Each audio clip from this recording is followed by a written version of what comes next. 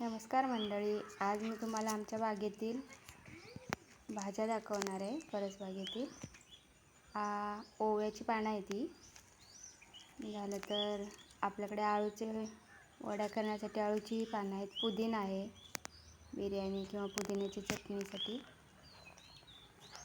इकडे पण आळूची पानं आहेत.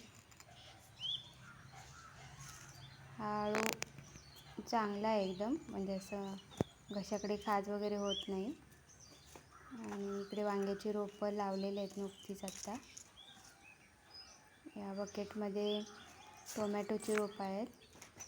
परत भोपळ्याचा वेल आहे, मिरची लावलेली आहे. टोमॅटो आत्ता नुकतेच फुलं धरत आहेत, लागायला आता हळूहळू सुरुवात होईल.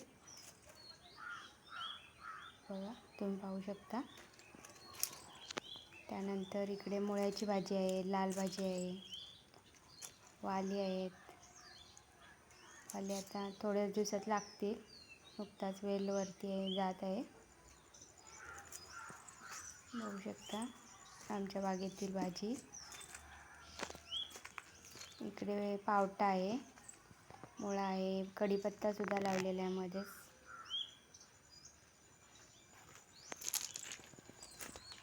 परत मुळ्याची भाजी आता काढायला आले. हा आमचा सार्थक मध्येच असतो, तो लुडबुड करत. इकडे पाहू शकता तुम्ही, पावटे आहेत, लाल भाजी आहे, इथे सुद्धा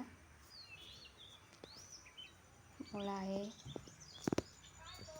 मध्येच वांग्याची रोपं सुद्धा लावलेली आहेत. त्याच्यातच